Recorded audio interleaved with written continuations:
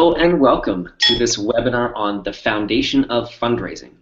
Now, this is actually the first class from a program that we've just started called the Fulfill Your Philanthropic Goal program. And our first classroom was last night, and we realized that we had some great content. We wanted to redo the content in a shorter format, so we're going to do it in 45 minutes in this webinar. And we're going to make this available to people that maybe were considering the program or haven't even heard of the program yet, but really want to get a sense of what is this program, what is it about, what's included in the program, and how does it work. So you're getting the actual first class, all the same material, just in a bit more of a concise format of our very first class. So it's a bonus for you. You're welcome to use this webinar in any way that you see fit, and it is really the foundation of fundraising as I see it and as I've come to experience it. So you're in the right place if you have tried to fundraise and it didn't go very well, you really want to fundraise and you're afraid of how it might go, or you have done a little bit of fundraising and it went kind of well, but you really want to expand those results and take it to the next level. So you're in the right place for that here on this webinar. And you're also in the right place if you're a dreamer, if you dream and wish of making the world a better place. And I'm going to share a little bit about my story in a moment. And my journey with that, but you're in the right place. The people that we have in this program are changing the world. They're doing incredible work in Africa. They're doing work for scholarships for students.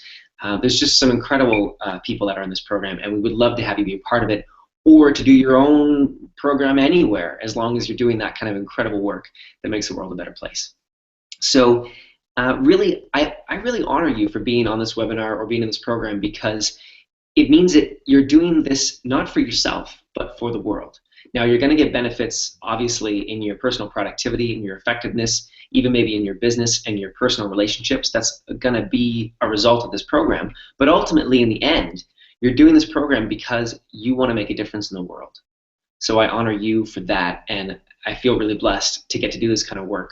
And that's why I do this work. It's because it's got the two big benefits, personally in your life and professionally in your life, but also in the world at large. And I want to share with you a really quick quote. I love doing this in every classroom that I lead. I start and I end with a quote. So the beginning quote for this first classroom and for the whole program is this. It's by Mark Twain. All you need in life is ignorance and confidence. Then success is sure. And I love that, because that is really what's gotten me to this point in my career and in the work that I do. So really quickly, I just want to share, why should you listen to me?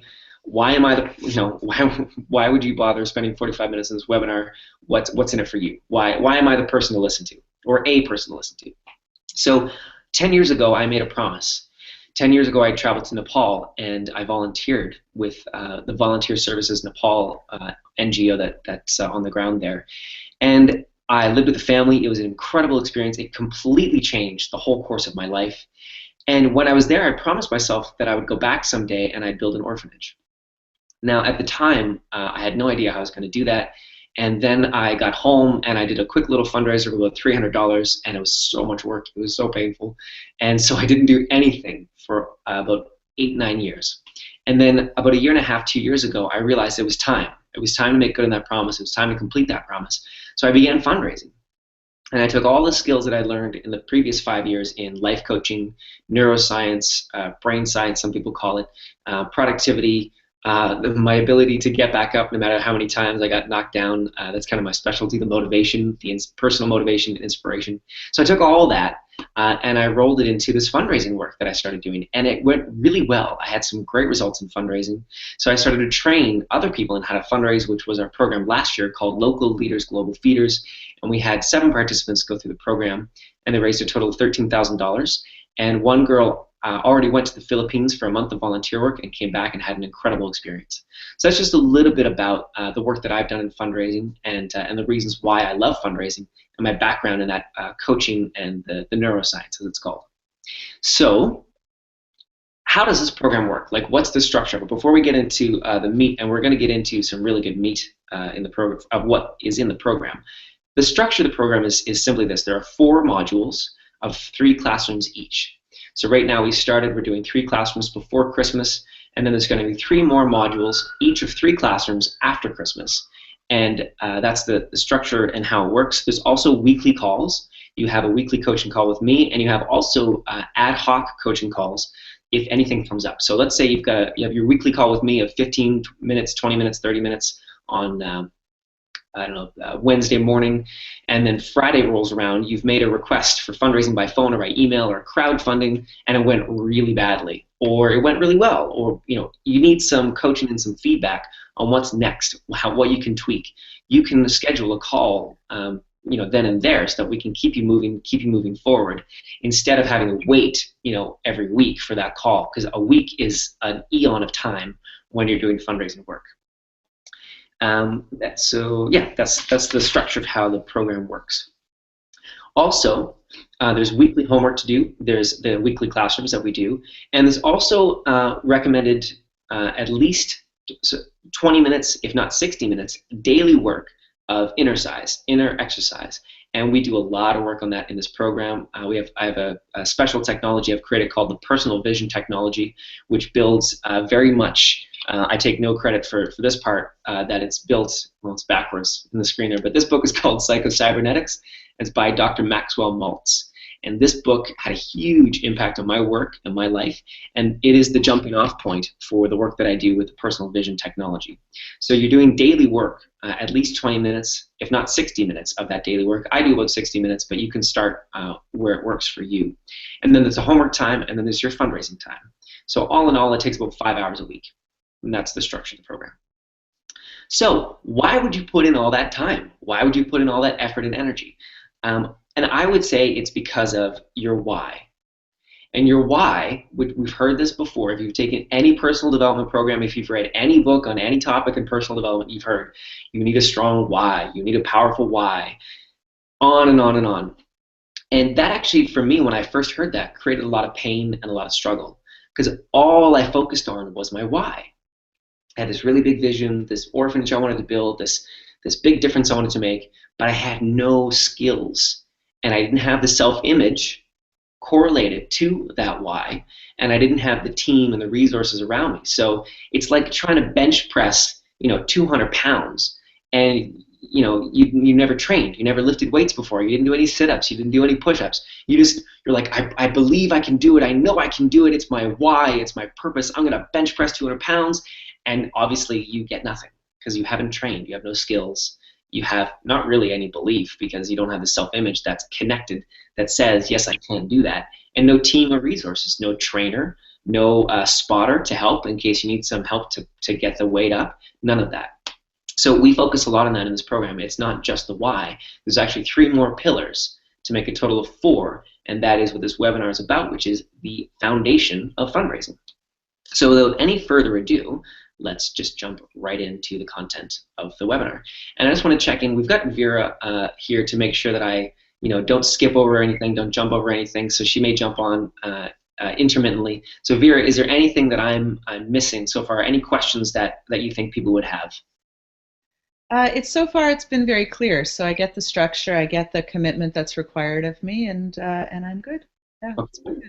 Great. Yeah. And Vera is working with me. We're building a team. She's doing some great work in public relations and communications. So that's why she's graciously agreed to be here and make sure that we keep this on track. So that's who Vera is. Okay, awesome. So the 4 pillars, the 4 foundations to a great fundraising campaign and being a great fundraiser. Number 1 is your why, which we just talked about. So your why, if you think of it like a person's body, so you think of your own body, your why is your heart. It's the center of everything. It's the most powerful part of your body. It actually sends signals before your brain does. It's an incredible organ, and that's your why. So without your heart, you got nothing. You have, and then even on an emotional level, without that heart or that power behind it, you've got nothing. So there's 2 parts of this first pillar. That's your why, which is your heart, and there's also the psychology, which is your head. So if all you have is emotion, feeling, that raw power, but no psychological strength to back it up, it's going to be tons of energy and heart, but going nowhere. And these people, they're the people that have big visions, big dreams, big ideas. They really feel, they're very present with people. They love to be with people. They're the bleeding hearts, as we call it. But they don't have that mental fortitude, that psychological fortitude to actually back up the heart. So this first pillar, I put those in the same thing because you need both in equal parts to be able to move forward and make that difference. So that's the first pillar. The second pillar is the structures and strategies. Now, the structures and strategies are things like using crowdfunding. That is a strategy. That's a technology that you can use. Also, your structure and strategy is how to tell a great story, how to tell your fundraising story. That's a structure and a strategy. It's also, knowing what to say when you pick up the phone. That's your strategy. So if you've got great heart and you've been doing mental practice, mental exercise, and then you go to pick up the phone and you say, give me money because I've got a great thing I'm doing. And the person says, no. Doesn't mean that anything's wrong with your why, your heart, or your mental practice. It means there's something wrong in your strategy, so in what you're actually saying on the phone. So in this program, we go into a lot of detail on that. If you think of a body, a human body, structure and strategy is like the arms.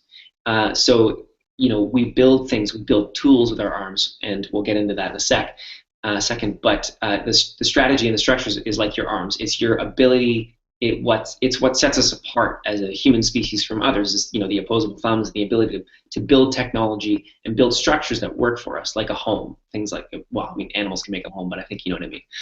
So that's the structures and strategies. Number 3 is the tools. Now, like I said, with structures and strategies, you use tools to empower those structures and strategies, just like your arms strategy creates tools. So if you're going to go fishing, you can create a spear that actually can spear the fish. The spear is the tool, the strategy is your arms. So in this program, we really focus on the tool of what I call the personal vision technology. And that's something that we go into great detail on. It's all about how to use your brain most efficiently and most effectively to get the things that you want. And it is to first build the self-image of you actually having those things. And number 2, actually building the skill set to have those. Now, I'm all for visualization to attract things in, law of attraction and The Secret, but that's not what this is. This is completely different. It has virtually nothing to do with that kind of visualization, and I'm not saying it's better or worse. This is just a different tool that you can use. I find it very, very effective. So, what does that mean? What does that look like? I want to give you a really clear, really specific example of how this goes and how I apply it in my life all the time. So, 2 months ago, I was in the process of writing my business plan. And when I was kind of resisting it. There were parts of it that I really didn't enjoy. I really didn't like writing my business plan. There were parts of it I loved, like, the 10-year vision and all that stuff. But when it came down to like the financials and all that stuff, I really had no interest in writing my business plan. So I was resisting it for weeks. And then I realized, oh yeah, I have this personal vision technology that I can use that works. I know it works because I've used it 100 times, but I haven't been using it. So I decided I'd start using it. And I built this little mini vision of me at my desk here in the apartment. I'm at my desk, and the computer's there on my left-hand side. And I can see on my right-hand side there's a little stack of papers. And then there's the window to the right of that with the stuff that I have on the window that's got positive reminders. I can see all that in great detail and color and everything. And then I see myself turn to the left on my laptop, and I see my fingers hit the keys on the laptop, type away. And then I see myself about half an hour later going, oh, that was a lot easier than I thought. That was actually fun. I actually learned something. I'm really glad I did this. And then a couple minutes later, my hands go and close the laptop. I stand up, I turn to my right, and I go sit down on the couch with my wife, and I watch a TV show to relax at night. And I just saw that over and over again as I went on a bike ride. So I biked downtown, had an appointment, and biked back. And that bike ride was about 25 minutes down, 25 minutes back. And every couple of minutes, I would just think of that vision. I would see that vision. I would feel that feeling of, wow, that was really easy and actually kind of fun. That's great. And I would just see that over and over and over again. I got home. I did procrastinate for about an hour, maybe 2. I, did some other stuff and was like, I don't want to write my business plan, yada, yada, yada. The old pattern of thought. And then it was like, it just clicked. And my brain went, oh, time to write my business plan. And I sat down. I saw the details around me, the pile of paper on my right, the things that are on my windowsill with positive reminders, the computer there on my left-hand side, and then I saw my fingers go down, type, type, type, type, type away. And then about a half an hour later, I had this moment of, oh, that was actually really easy and a lot of fun, and I learned something. That was great. And then about 15 minutes later, when the hour was up, I closed my laptop, turned to my right, and went and sat down with my wife to watch a show. So it's really simple, it's really specific, but it should give you an idea of just the beginning, just the tip of the iceberg of how this personal vision technology works. That really is just the beginning. I also use this to go from almost getting fired at a job to 6 months later being the star employee, had the best send off I've ever had of any job. I went from the staff that I worked with, like when I would walk in, I would literally see their faces go, oh God, oh no, Will's here. Because I just made so many mistakes that made their life so difficult. And after I used this process, and that was actually the first time I used this process, after about 3 months, it completely turned around. I'd walk in the door and they go, oh, hey, Will, how's it going? And then during my shift, if I was making mistakes later on, so initially if I'd make a mistake, they would get so mad. It was a restaurant, so they'd bang the pots and pans. The chef would get mad, be like, don't you know how to do your job? And after the 3 month process of doing this, it got to the point that where if I made a mistake and I would come back to correct it, the chef would go, Will, are you okay? Like, do you need help out there? Things must be really bad. If you're making a mistake, are you okay? Like, can we support you? It was just a completely different world and a completely different universe. So from the small things like writing a business plan to the big things of almost getting fired to being one of the star employees. So I want to check in with Vera before I move on. Any questions about that? Anything that you think people might be missing in what I shared? Let me think.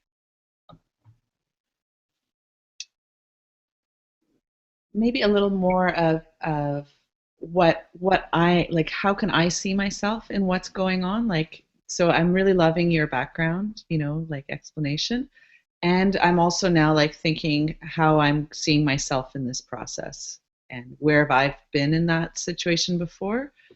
So I don't know if there's anything more you want to add from that perspective, but that's where I am from listening to your introduction about yourself, is that I'm already placing myself and like, oh yeah, where I've done that or not done that. Okay, so you want like an example of how you could use this in your life right now.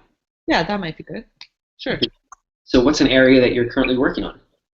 Uh, well, well, I actually have also been starting to work for myself from home. So I became self-employed about 5 months ago. Um, and time management, when you start talking about, that 15 minutes, fingers on the keyboard, so I've been in that exploration this summer of, what works for me for productivity so that I don't find myself just spending 10 hours or 12 hours a day working, bunny ears, and then when I actually count up productivity time, it's like, well, I put in a good solid 4 hours, but it took me 12 to get those four. So Right. that's something I'm looking to Right. transfer. So try this. And I'm just going to give you an example of what I would do, but you can make this your own. And for everyone listening, you can make this your own. But this is an example of what I would do. So I would build a vision of sitting in a new place that you don't normally sit in to do your work. So for example, I normally sit at my desk, but right now while I'm doing this webinar, I sit here because this is where I lead classes. So I have a neural connection that says when I'm sitting here, this is creative, fun, expansive time. When I'm sitting at my desk, it's focused, concentrated time. When I'm sitting on the couch, that's relaxed time. I don't do any work on the couch or in my bed because each location has a different neural connection. So to start, I would change your location. So if you normally sit on the couch, sit at the desk, or vice versa. And then I would build a vision, a personal vision around that, and I would see yourself from the side or from the front or wherever's natural for you. See your face, see the color of your hair, see your laptop, see the color of the laptop, or an idea that I had for you in this example is see yourself with a notepad, so like a yellow notepad, or a journal, like a journal book like this. Whatever feels good for you, but I'd encourage you to write it out first. And write out the top 3 to 5 things that you want to get done today that will move your business forward the most. So some people say top 10 things, some people say top 3 things, some people say write down your most urgent and then the most impact and then the most important. Like everyone has a different system. That you can figure out on your own. That's not, I don't care. But what I'm going to coach you, or what I'm going to train you on, is how to actually use the personal vision technology. So if you want to write out your top 3, top 5, you choose that. But I want you to see yourself sitting in a new location, preferably make it sunny, like see like you're in front of the window or something and the sun's coming through, or you've got a light on, it's nice and bright, or you've got like a cup of tea or coffee in your hand, something like a comfort food, like a comfort drink, or if you like to plan things at night, you could have a glass of wine in your hand or a beer or whatever you like to drink, something comforting, something that is automatic connection with pleasure. So see yourself with that cup of coffee, with that tea, see the light coming through, see yourself writing down and see, top 3 things that you write at the top, and then see 1 and you fill some stuff in, 2, you fill some stuff in, 3, you fill some stuff in, and see this whole thing. So if it takes you 5 minutes, that's great. Like if you have to stop in the vision, if you have to stop and think, oh, what are my top 3 things? See yourself smiling like, oh, yeah, what are my top 3 things? And actually like, see the joy on your face, make all those connections, and see all those details, the color of the book that you're writing in, and see all of that. And once you've got that, then you want to run it a bunch of times in your head. And then you could even give it, this is a very advanced note. This would come usually in like 3rd classroom. Give it a title. So when I see things, when I create these personal visions, I have one right now for my physical exercise. It's called Eye of the Tiger. Because I play the song Eye of the Tiger when I do the workout. And it just helps, it's another layer of a foundation or an anchor, it's called, to have that title for it. Does that give you something to go on? Yeah, so you're saying that, what I'm doing is I'm actually visualizing that I'm going to get this done. Yeah. And how I'm going to do it, where I'm going to be sitting, what's going to be a comfortable thing to bring me peace in doing it. Yeah. And you'll find as you do this that you naturally take that action. And maybe not tomorrow, maybe not next week, but if you just do this every day for a couple minutes, you'll find within a day, a week, like with a vision like this, it'll be like in a week or 2. If it's a bigger thing that has more to do with your self-image, it might take a couple months. Like if you're naturally someone who gets really afraid of confrontation, that may take a month or 2 to really start to change that neural pathway. But all it is, it's really, really simple. It's just that your brain wants to go the way it's always gone, which is unproductive, no list, no focus, and no positive associations to doing your work. We're just going to encourage it to go this way, which is productive, focused, efficient, with a lot of positive connections to doing your work. They're just 2 different pathways. For you right now, neither one is more strong than the other. It's just that this is the one that you've always used. Okay. Does that make sense? Yeah, that makes a lot of sense. Yeah. Great. And thank you that's great, because for sure people watching this would have been lost. So that's awesome. So that's the 3rd pillar. 4th pillar is action. You can't get anywhere without action. It just doesn't happen. And in this program, actions look like requests. All other actions are not useless, but they're relatively unimportant compared with action. So you do have to craft the email. You do have to write, you have to create the crowdfunding page. But really, where the action really comes in is when you send the crowdfunding page, when you call somebody on the phone, when you send the email. That makes the difference. Everything else is just prep. So in this program, we use the personal vision technology and some other strategies to get you taking action consistently towards that goal. And going back to the analogy of the body, the actions are like your legs. They actually get you where you want to go. So you can have everything else, but if you don't actually move to where you want to be, it's all for nothing. I also forget to say that the number 3, the tools, and the tool that we focus on the most is the personal vision technology. That's like your core. That's your trunk. That's your abdominal muscles. And it's your core because if you have mastery over the personal vision technology, everything else will fall into place. Everything else will fall into place. A year and a half, 2 years ago when I first started using this, I had no idea how to work from home properly. Now I love it. It's my favorite thing ever. I had no idea how to put together a program and actually lead a program. Now I love doing it, and this is my 3rd program that I've done. I had no idea. There's so many things. I wish I should make a whole list so I can send it to you. But it's all because of this personal vision technology. So it's your core. If you've got strength in that, like a gymnast or a yoga instructor, yoga instructors that have great, strong cores can do things that put bodybuilders to shame. Bodybuilders go and try and do a Pilates class and they can't do it because they don't have those inner core muscles. But they got these big arms, they got those big chests, they got these massive legs, but they've not the same level of core. So those are the four pillars of the work that we do in this program. I'm So really I'm glad, Will, that you've distinguished action as, making the requests, because even in thinking of my fundraising, my mission for my fundraising, I can make an event something that I'm really comfortable doing. So I can spend my whole time doing the prep work. So I like that you've said, the other actions are all important, but it's in the requests that you really like seal the deal, is what I'm hearing from you. And I find that that's where I get stopped. So I can make a great fundraising event. I can get people to agree to do things for free. I can find a band. I can find a coat check person, that stuff. And then I'll stop and wonder why it wasn't successful. And it's because, people didn't come and they didn't spend money because I didn't make that request. So I like that you put that out there. That's resonating with me already.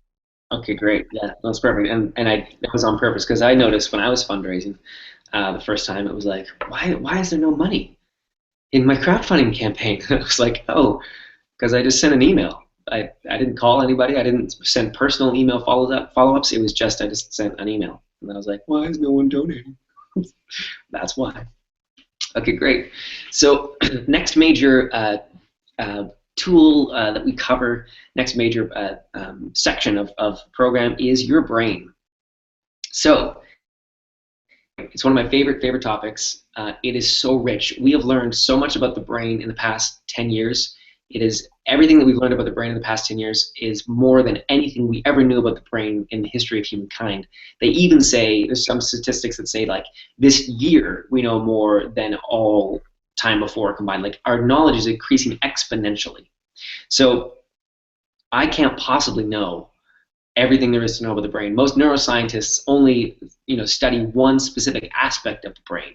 So this program is not meant to be a comprehensive study of the brain. What it is meant to be is a very applicable information you can apply right now that will make a difference in your productivity, your actions, your requests, your fundraising, how you feel on a daily basis, all of that. Like you're just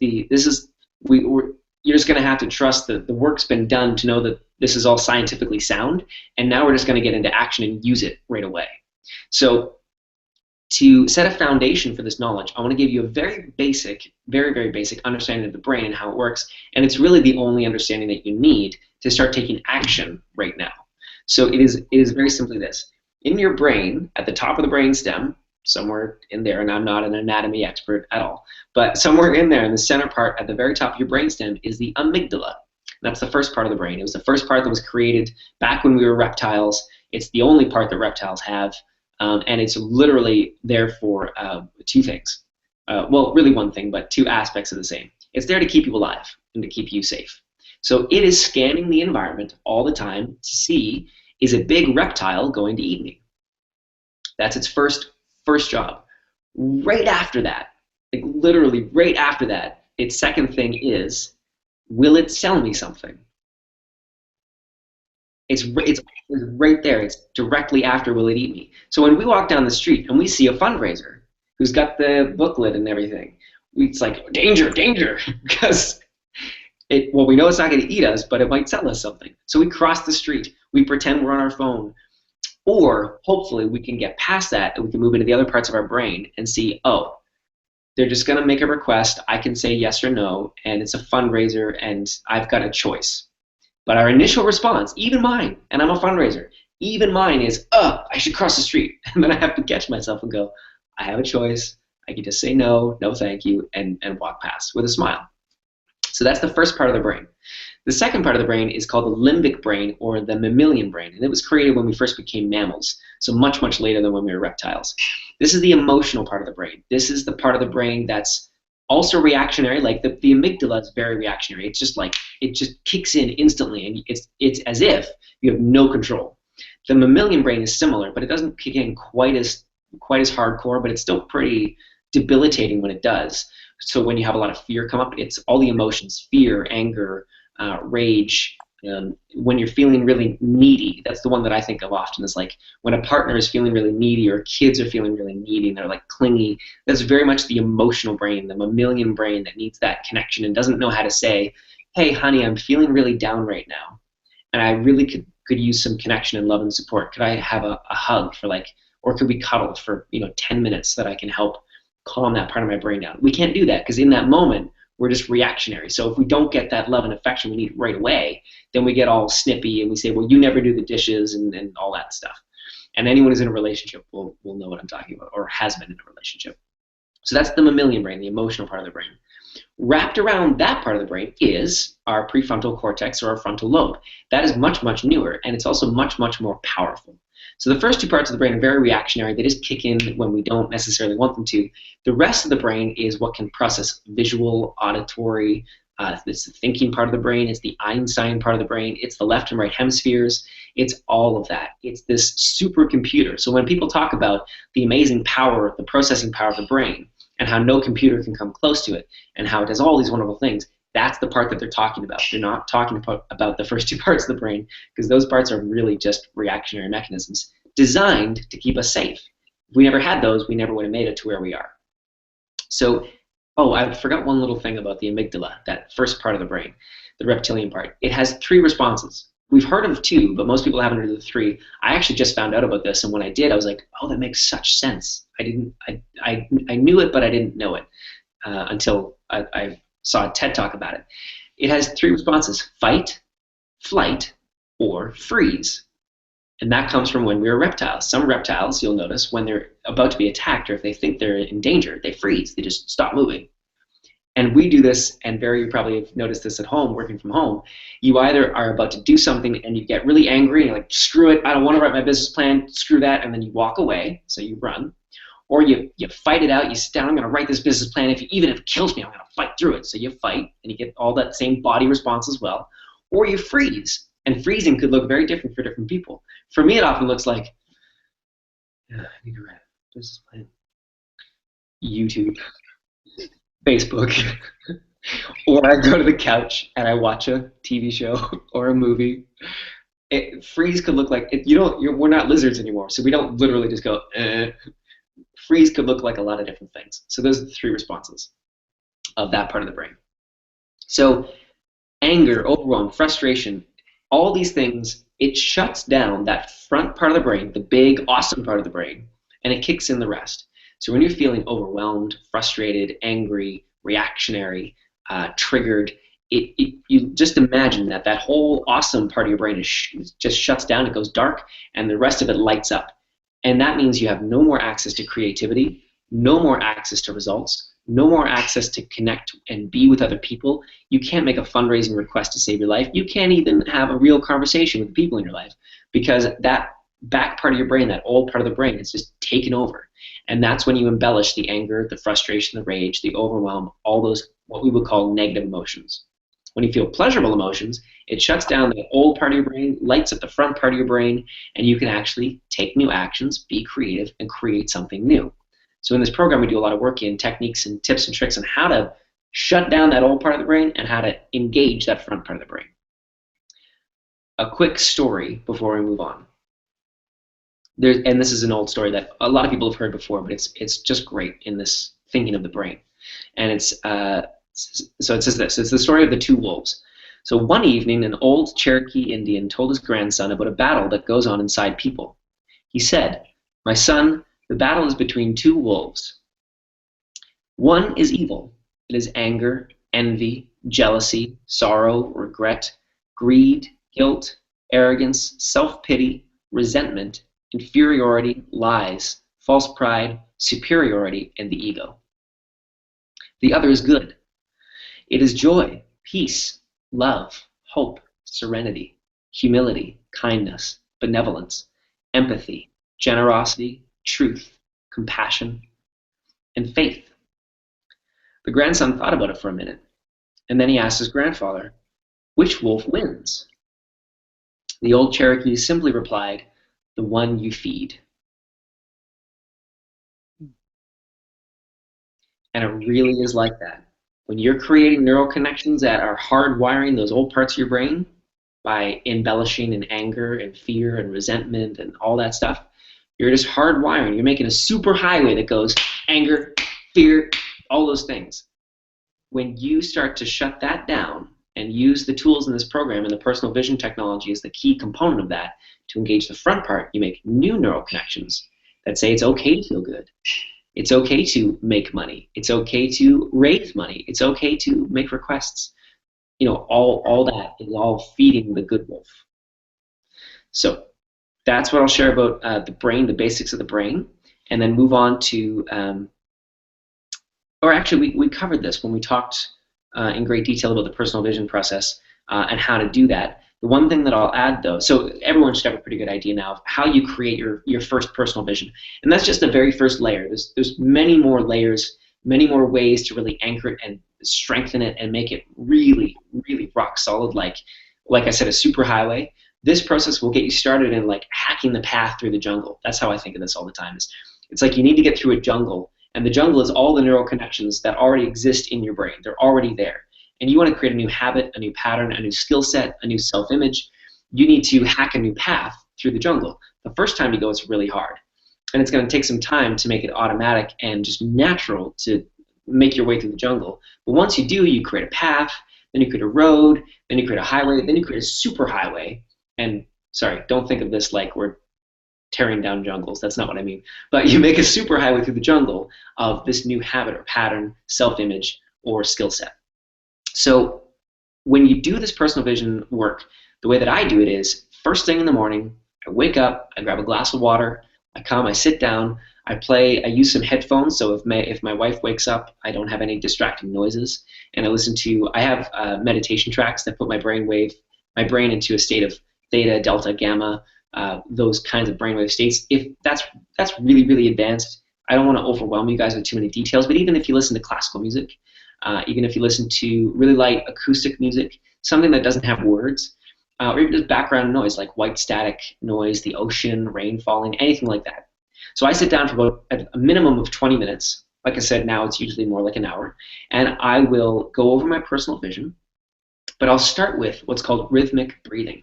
And there's a really great TED Talk on this called How to Be Brilliant Every Single Day. It's about 20 minutes long, and it's really, really great. But the nutshell of it is when you do deep breathing, you actually raise cortisol levels, stress levels in your body.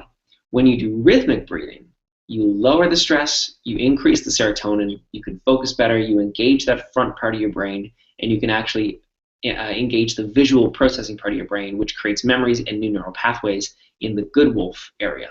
So rhythmic breathing is like this. It's same count in, same count out, in over and over and over again. So I'll do 4 in and 6 out, because it doesn't have to be exactly 4 in and 4 out. It can be 4 in and 5 out, 4 in and 6 out. I find I have a long out breath for some reason, I don't know. But I'll just give you an example of what it looks like. So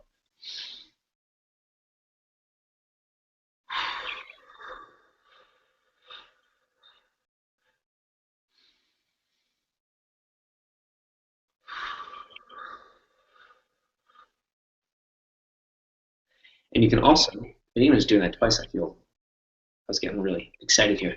I feel much more calm, much more relaxed.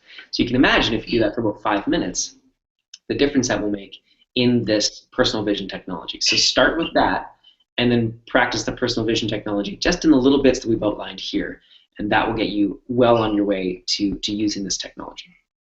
Vera, any questions before I move on? No, I think that you've made that really clear. Okay, great.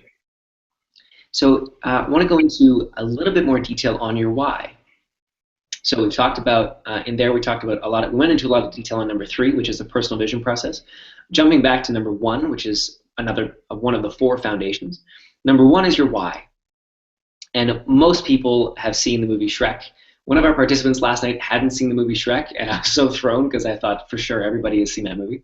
If you haven't, there's a scene in the movie where Shrek is an ogre. He's a big, green, ugly, scary ogre. And he's the hero of the movie, and he is trying to explain why he doesn't like to have people around. And the donkey, who's his companion by now, is saying, but why not? He's trying to understand, and Shrek says, well, donkey, ogres are like onions. We have layers. in an attempt to describe like that he doesn't want to talk about what's underneath the surface. He just wants to stay on the surface where he's comfortable. Your why is just like this. It has layers. It'll start with the surface answer. Someone says, why are you fundraising? Well, because I really care about the cause that I'm fundraising for. And that's great. There's nothing wrong with that why, but that's just one layer, one aspect of your why. And your why will shift and change over time. And I wanted to give you an example of this, two examples actually. So in the same way that your why has many aspects to it, who you are as a person has many aspects to it. So you're not just a husband or a father or a mother or a brother or a son or a daughter. You are all those things at different times. So when you're with your mom, you're a daughter or a son. When you're with your husband or wife, you are a husband or wife. When you're with friends, you're a friend. But just because you're being a friend right now doesn't mean you stop being a husband or a wife. It doesn't mean you stop being someone's son. Even when someone passes away, you're still their son or daughter. So all those aspects exist in you at all times, but we don't usually think of it like that. Your why is the same way. So, you might do a radio interview and they might ask you for your why, and you'll say, it's because I really care about students getting an education. And that's great for media. But if your best friend asks you, you might say, you know what, when I was a kid, I had no money and my parents had no money, and it was really embarrassing for me, and I never want anyone to have to go through that. So there's different aspects to your why that are good to share at different times or appropriate to share at different times, and it depends on you and your comfort level. But the clearer you are on all those aspects, the more power you have in your fundraising, the more reasons why you'll have to do all the work of this program, and you'll get better results. The clearer your why. So I want to give you an example from my life of how the why has many aspects and many facets. So when I started, as I shared 10 years ago, my why was to build an orphanage in Nepal. And really my why was about that I hadn't done enough, that I just didn't feel like I had done enough in this world. I had a lot of guilt, a lot of, guilt. It's the best word, shame and guilt that I had around not doing enough. So I wanted to build an orphanage. I wanted to have something tangible, something real that I could measure, that I could say, I did that. And it kind of, in a way, I wanted to be able to put my name on the front door in a way. Maybe not literally, but at least I would know, and other people would know that I did that. So it had some ego behind it. But it was great because it got me into action. It got me doing something. It took a while because I had to learn those skills and the self-image and do a lot of work in that area. But it was the foundation of it all. Thank God I've moved on from guilt and shame, because that is exhausting. That is, if you're in the world of guilt and shame, I really hope you do this program. I really, really hope you do this program, because it will shift all of that for you. And for me, when that shifted, I have more energy, more time, more love, more compassion, because I just let go of that blanket of guilt and shame. I didn't even think that I would bring that up here, but it's really, really important. If you're living with that, please get in touch with me or someone that you can work with to move through that, because I know from years, over a decade of experience, that life doesn't have to be like that. It really doesn't. Anyways, that's just a part of my personal why that came out that I hadn't even thought of, that I hadn't even shared yet. So that's where it started. Then it shifted to, I'm going to fundraise $100,000. So I realized in doing some research that Nepal doesn't need another orphanage. They have plenty of buildings. What they need is funding and resources to work to cover all the work that's already being done. So it moved from me having my name stamped on an orphanage to $100,000 that I may not even take credit for, and I was okay with that, because what was really needed was the promise that I had made to the youth that I had met in Nepal.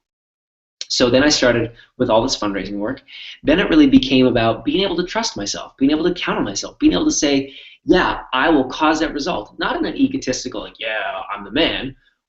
But I just really wanted to be able to trust myself. I wanted to trust myself in my relationship with my wife, in my ability to earn an income, and all of that was encapsulated in this goal to fundraise $100,000.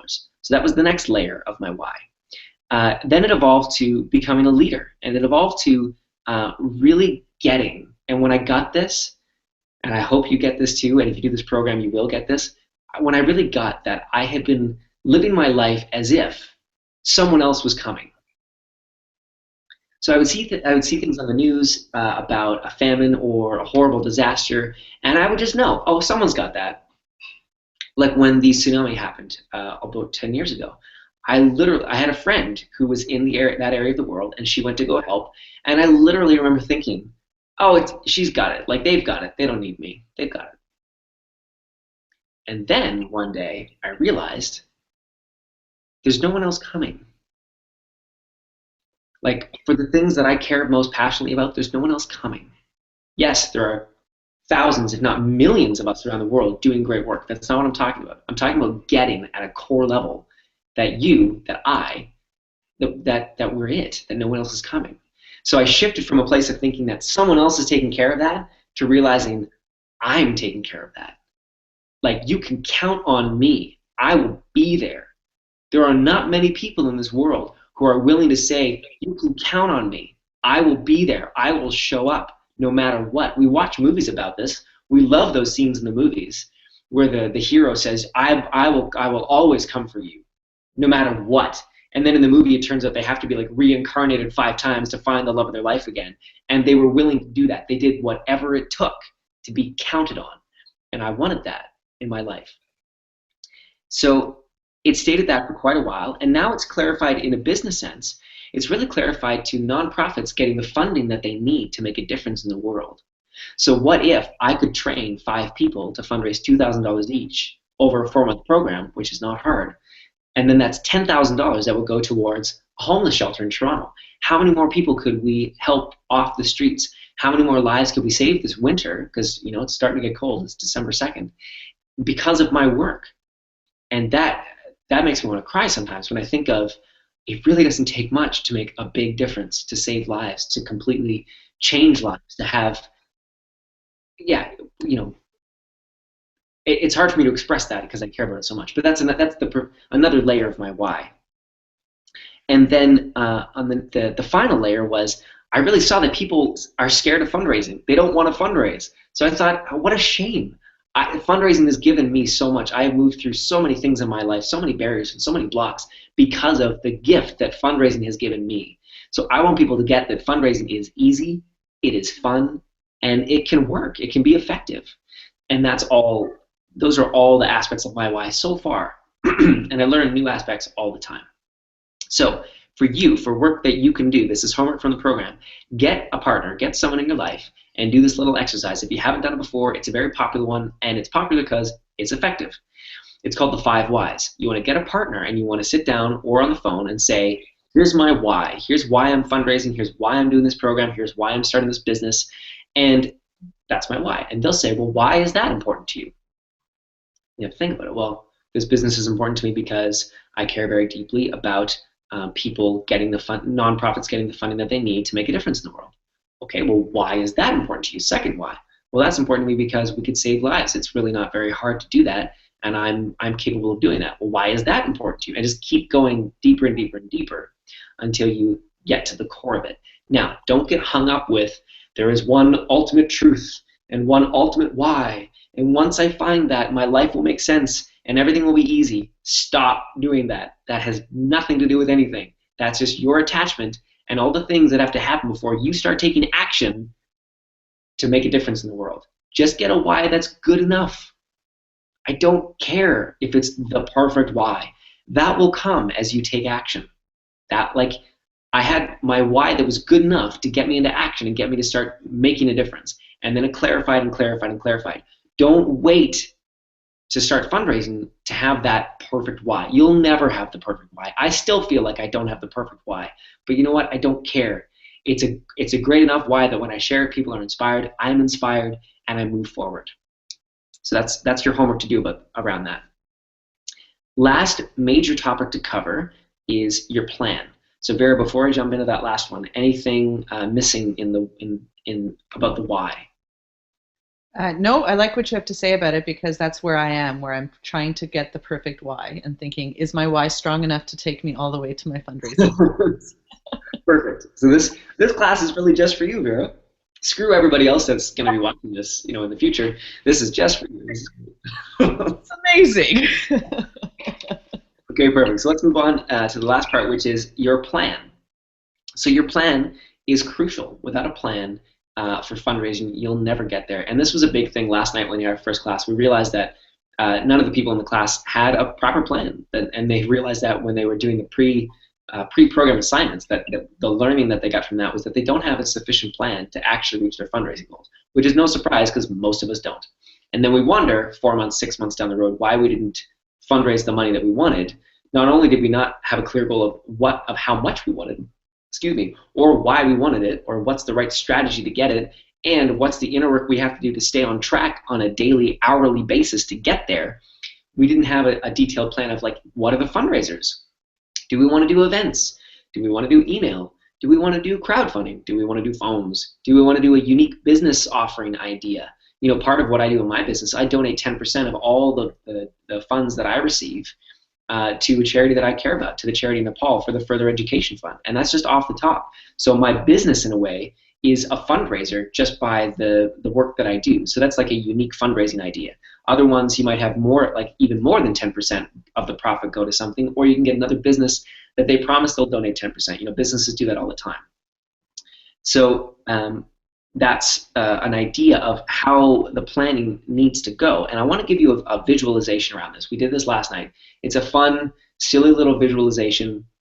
If you're a guy, you'll love it.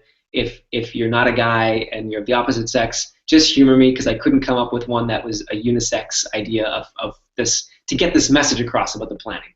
So I'd like you to close your eyes. This will be real quick. It'll take about 2 minutes. And I want you to imagine you're the King of England or the Queen of England, and you're going to war against France.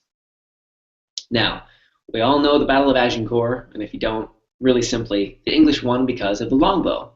They had this incredible longbow that made a huge difference in the range in which they could attack the enemy. So you're the King or the Queen of England, and you go to attack France, and you decide, because your longbowmen are so awesome, that's all you're going to take. You're not going to take any horsemen. You're not going to take any light infantry or heavy infantry. You're not going to take any catapults. You're just going to take your archers.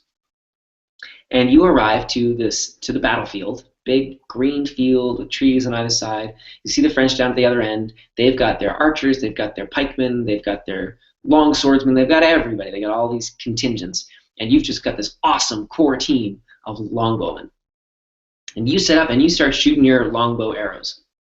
And you take out some of the cavalry that is now charging towards you.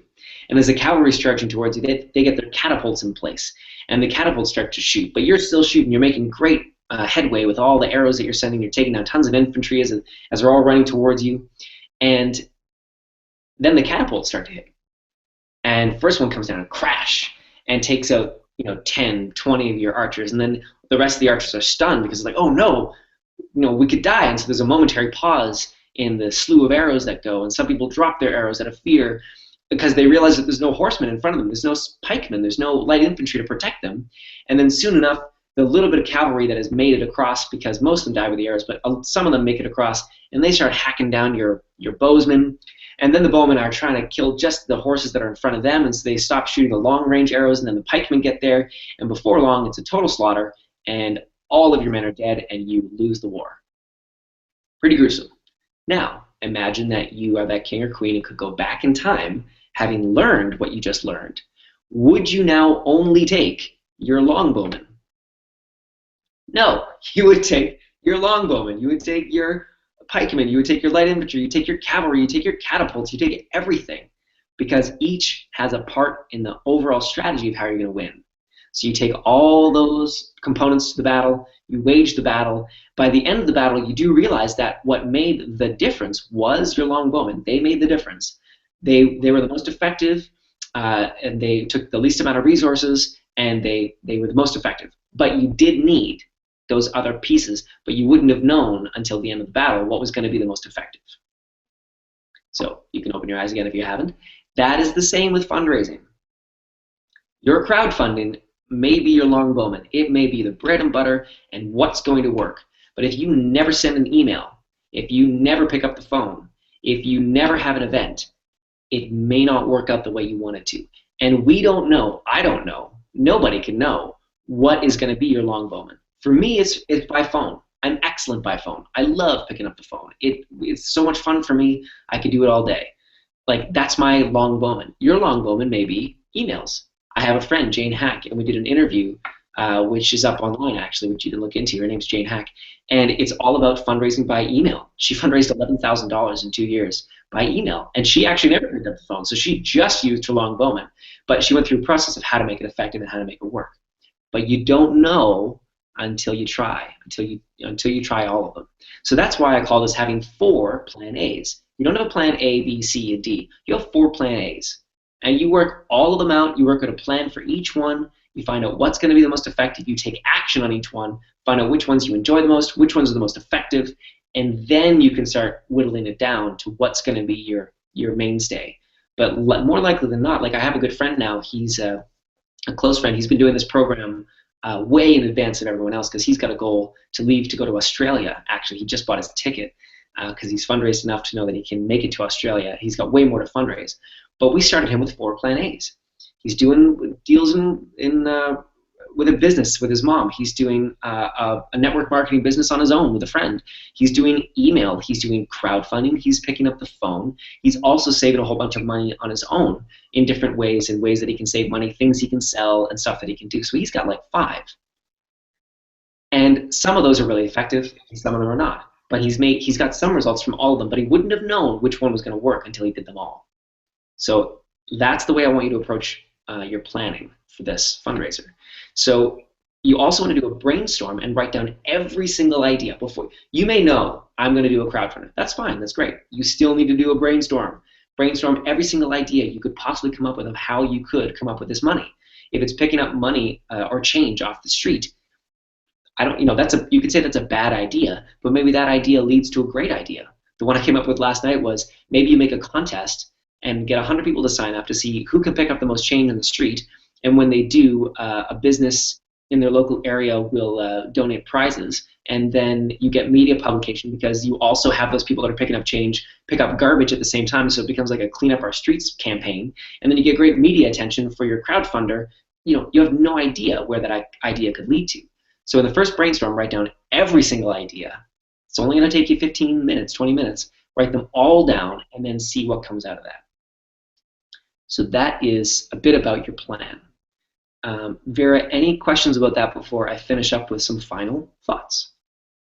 For my homework, it's not to have the plan, though. That's my one question. Is having this brainstorm part of my homework for this week? Not for this week.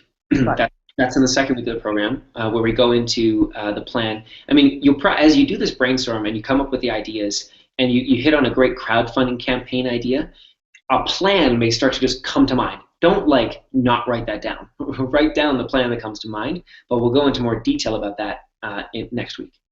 Okay, great. Trouble is that if you make a plan right away, our brains shut down.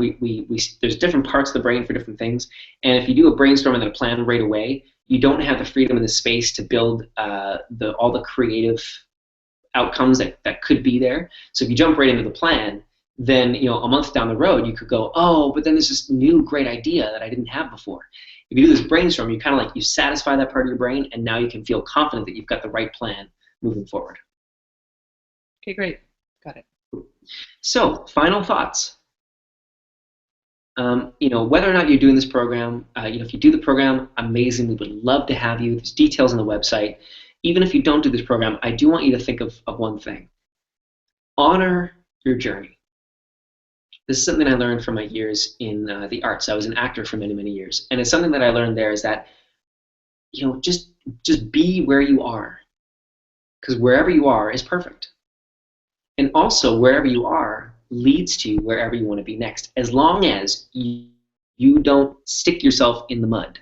So if you're on a mountaintop and you see the ocean where you really want to be, you really want to go explore the ocean, get on a ship and go for a great journey, but you're on this mountaintop and it's going to take time to get down. You got to go down the mountain through the gorges and the snow caps and everything, and then down through the valley, and there might be rainstorms in the valley, and there's mud patches, and then there's bandits in the valley, and then there's a fire that's happening on the other side of the valley, and then to get to the ocean, there's that bit of desert. There's like a 2 days trek through a desert, and then finally you're at the ocean.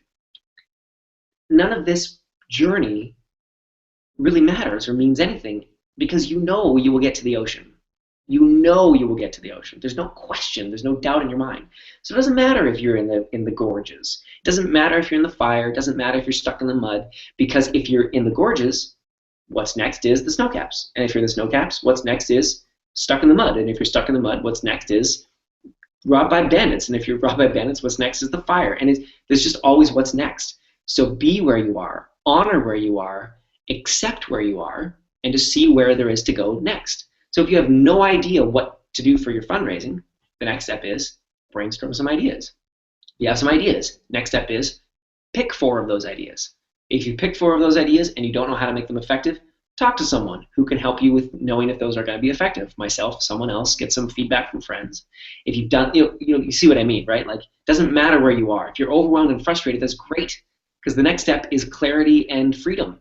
If you're in a space of being clear and free, that's great, because the next step is action. If you're taking actions, that's great. The next step is results. If you're taking results, that's great. The next step is more actions and more results. It just keeps going, no matter where you are. So honor yourself and honor your journey.